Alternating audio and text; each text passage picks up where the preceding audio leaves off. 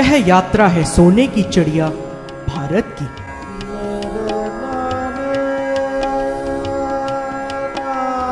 भारत जो कि विभिन्न धर्मों व संस्कृतियों का महाकुंभ है। भारत जहाँ की पावन भूमि वनों, समुद्रों, रेगिस्तानों व बर्फ के पहाड़ों से आच्छादित है। भारत जिसकी कोख में न जाने कितने रहस्य छिपे हैं। भारत जो कि हमारा अपना है।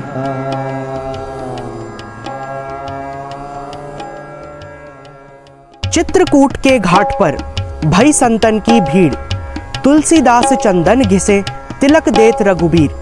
नमस्कार, आदाब, गुड इवनिंग। मैं आपका हमसफर दोस्त ऋतुराज देवांग स्वागत करता हूं आप सभी का इस अद्भुत show Bharat Darshan exploring the unexplored पर। दोस्तों, रामचरितमानस में श्री गोस्वामी तुलसीदास जी द्वारा रचित ये पंक्तियां साकार होती हैं चित्रकूट के पवित्र घाट पर। चित्रकूट उत्तर प्रदेश के चित्रकूट जिले तथा मध्य प्रदेश के सतना जिले दोनों ही राज्यों में स्थित है। हमारे पुराणों में चित्रकूट का महत्व तो सर्वविदित ही है। महाग्रंथ रामायण के अनुसार प्रभु श्री राम ने अपने वनवास का काफी समय चित्रकूट व उसके आसपास के इलाकों में व्यतीत किया था। तो आज चित्रकूट के उसी घाट पर जहां कभी प्रभु श्री राम माँ सीता व लक्ष्मण के साथ स्नान हेतु पधारे थे, हम उपस्थित व सम्मिलित होंगे श्री गंगा जी की महाआरती में। और इसी कड़ी में हम आपको ले चलेंगे चित्रकूट के समीप स्थित हनुमान धारा। इसी स्थान पर विंध्य पर्वतमाला की चोटी के समीप गुफाओं में स्थित है हनुमान जी की प्राकृतिक प्रतिमा। और साथ ही हम देखेंगे गुफाओं में गुप्त रूप से प्रकट हुई गंगा नदी, जो 12 महीने बहती हुई दोबारा इन्हीं गुफाओं में गुप्त हो गई। प्रातः काल ही हम अपनी यात्रा आरंभ कर रहे हैं।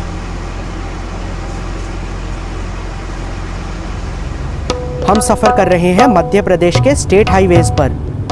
खेतों के मध्य क्षितिज से झांकता हुआ सूरज इस प्राकृतिक परिवेश में अद्भुत लग रहा है।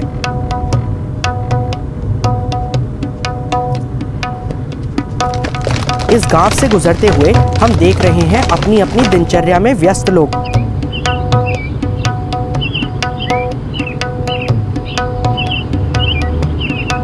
तो ऐसे ही कई ग्रामीण इलाकों को पार करते हुए हम शाम ढलते ढलते पहुंच गए हैं चित्रकूट।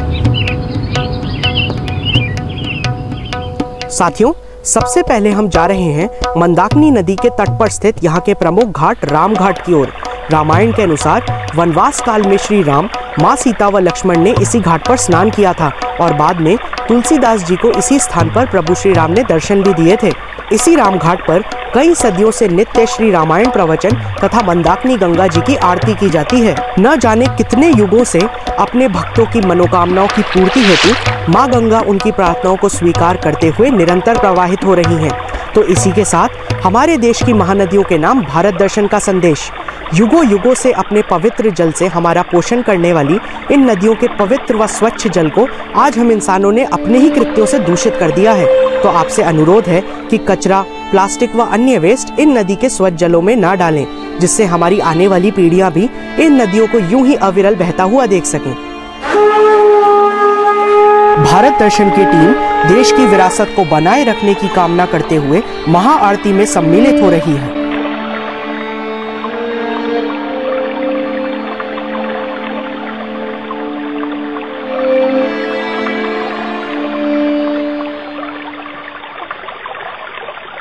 यह सोचना ही बेहद रोमांचकारी है कि आज हम उसी स्थान पर खड़े हैं जहां कभी प्रभु श्री राम, माँ सीता व लक्ष्मण के साथ इसी घाट पर उपस्थित थे। तो दोस्तों, अपनी यात्रा को आगे बढ़ाते हुए हम निकल पड़ते हैं अपने अगले पड़ाव हनुमान धारा की ओर। हनुमान धारा चित्रकूट से पूर्व दिशा की ओर लगभग 5 किलोमीटर की दूरी पर स्थित है। हम यहाँ सामने देख रहे हैं चित्रकूट पर्वत, जिसकी ओर हम बढ़ रहे हैं। इस पर्वत की चोटी पर स्थित है हनुमान धारा की प्राचीन गुफा। मंदिर का स्वरूप एक फोर्ट्रेस अर्थात किले के समान है। मंदिर तक पहुंचने के लिए लगभग 500 सीढ़ियां हैं। यह ट्रैक थोड़ा स्टीप है दोस्तों। कुछ सीढ़ियां चढ़ने के बाद हमें दिखाई देने लगी है एक अति सुंदर बावड़ी।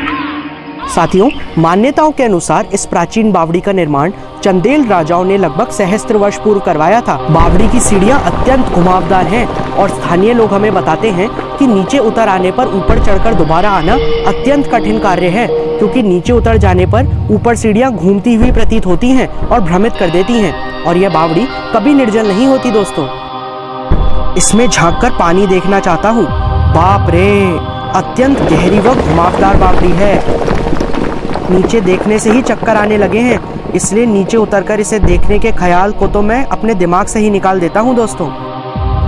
बावड़ी के बारे में यह मान्यता है कि चंदेल राजाओं ने इसके जल के भीतर पारस पत्थर छिपा रखा था, जिससे छूने पर वस्तुएं सोने में तब्दील हो जाती थी। कहा जाता है कि चंदेल राजा अपनी प्रजा से कर न लेकर उनसे उनके लोहे के औजार प्राप्त कर लेते थे और वर्ष के अंत में उन सभी औजारों को इस बावड़ी के जल में डाल उन्हें सोने में परिवर्तित कर लेते थे। एक रोचक तथ्य यह भी है कि पारस पत्थर आज भी इस बावड़ी के जल में मौजूद है, किंतु केवल एक योग्य व्यक्ति ही उसे प्राप्त कर सकता है।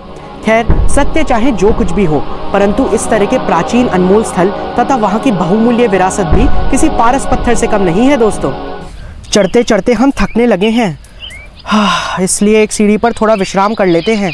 चित्रकूट पर्वत से नीचे का नज़ारा जन्नत से कम नहीं लग रहा है दोस्तों। नीचे इतनी सीढ़ियां देखकर यह विश्वास हो रहा है कि हम सचमुच पहाड़ की चोटी पर पहुंच गए हैं।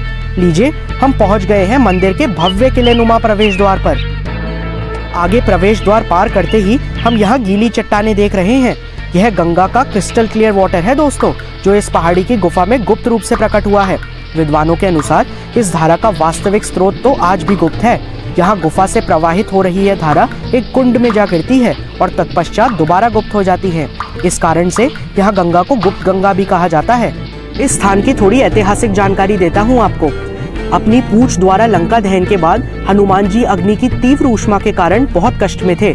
तब प्रभु श्री राम ने यहाँ चित्रकूट पर्वत पर अपने बाण के प्रहार से गंगा नदी की एक शीतल धारा प्रवाहित कर दी, जो गुप्त गंगा के नाम से प्रख्यात हुई। बाद में अपने बैकुंठ प्रस्थान से पूर्व प्रभु श्री राम ने चिरंजीवी हनुमान को यहाँ इसी चित्रकूट पर्वत पर निवास करने का आदेश दिया। इसी के प्रमाणार्थ यहाँ की गुफा में हनुमान जी की प्राचीन व प्राकृतिक रूप से निर्मित प्रतिमा के वाम भाग तथा पूंछ पर गंगा की वह अविरल धारा आज भी बहती हुई देखी जा सकती है। कालांतर में यह धारा हनुमान धारा के नाम से विख्यात हुई। यहाँ गंगा नदी की धारा का नाम सरस्वती भी है दोस्तों। तो हम गुफा में प्रवेश कर देख रहे हैं हनुमान जी की वही प्राचीन प्रतिमा, जो पत्थरों से प्राकृतिक रूप से बनी हुई है। बहुत ही सुंदर व अलौकिक है ये प्रतिमा, अनुपम छटा बिखेर रही है। यहाँ भगवान की बाईं भुजा पर प्रवाहित हो रही वह अविरल जलधारा भी हम देख रहे हैं। दोस्तों, पानी की धारा को संतुलित व एकत्रित करने के लिए धातु की इस संरचना को बाद में निर्मित किया गया। आप देख सकते हैं कि गंगा की धारा किस प्रकार गुफा के पत्थरों के मध्य से अचानक ही प्रकट हो रही है। यहाँ प्रभु श्री राम, माँ सीता व लक्ष्मण की भी अति सुंदर प्रतिमाएं हैं। मंदिर में प्रातःकालीन आरती में सम्मिलित होने का अनुभव ही अपने आप में अनूठा है। यहाँ आज भी सदियों से पारंपरिक वाद्य यंत्रों तथा घंटों द्वारा ही आरती की जाती है। तो मित्रों, आइए सुनते हैं यहाँ के प्रमुख पंडित जी द्वारा इस स्थान की महिमा का वर्णन। भगवान राम जिस समय राज्य इत्यादि करके अवध का राज्य करके महाराज जाते हैं बैकुंठ को, यानी साकेत को, उस समय हनुमान जी महाराज भगवान की चरण सुमन रखे। एक दिन बोले भगवान, मैं तो पिछले अवतार लिया, वो कार्य मेरा पूरा हो गया, भक्तों का तो दूर हो गया, अब मैं जाना चाहता हूँ बैकुंठ की, और आप किसी मृतलोक में रहना पड़ेगा। उस समय हनुमान जी महाराज ने हाथ जोड़ के प्रार्थना किया कि भगवान, हमें इस मृतलोक में क्यों रहना पड़ेगा।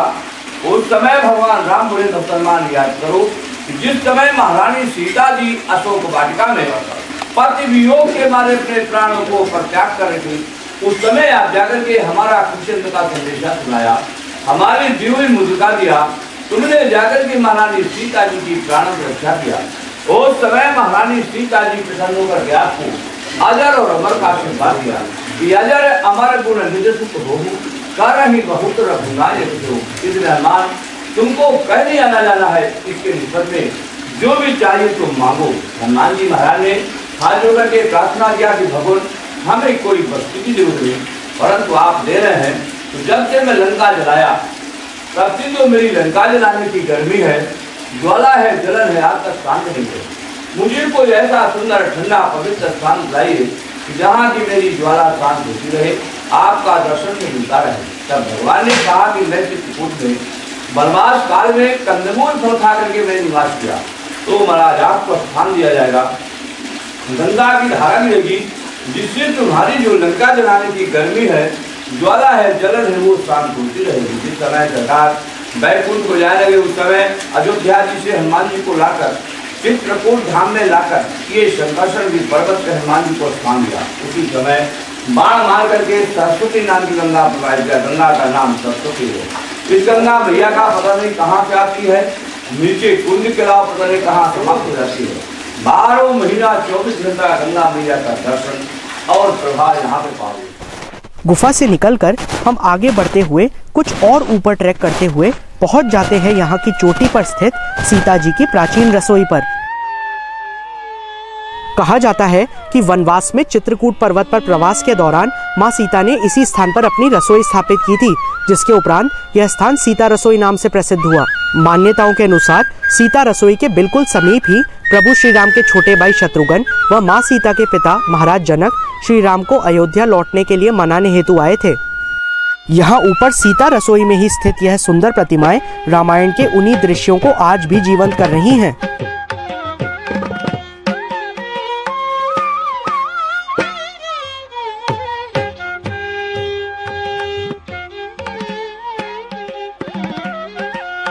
तो मित्रों, आज की इस अद्भुत यात्रा में हमने देखे रामायण से जुड़े कई अत्यंत प्राचीन स्थल, जिनकी संस्कृति व परंपराओं में आज भी रामायण में वर्णित घटनाओं की अमिट छाप देखी जा सकती है। मित्रों, आपके द्वारा भेजे गए पत्र व ईमेल्स हमें निरंतर मिल रहे हैं। आपके सुझावों के लिए हार्दिक धन्यवाद। दोस्तों, आपके पत्रों व ईमेल्स का हमें सदा इंतजार रहता है, जिन्हें आप स्क्रीन पर दिए हुए पते पर भेज सकते हैं। हमारा पता है 4/12 मालवीय नगर, जयपुर 17। आप हमें ईमेल भी कर सकते हैं। हमारा ईमेल एड्रेस है info@sukhniday.com। इसी के साथ अपने ऋतुराज देवांग को आज्ञा दीजिए। अगले हफ्ते इसी दिन इसी समय मैं आपको ले चलूंगा एक और बेहद रोमांचक सफर पर। तब तक के लिए खुश रहिए, घूमते रहिए, स्वस्थ रहिए और हाँ, देखना ना भूलिएगा अपना पसंदीदा show Bharat Darshan exploring the unexplored.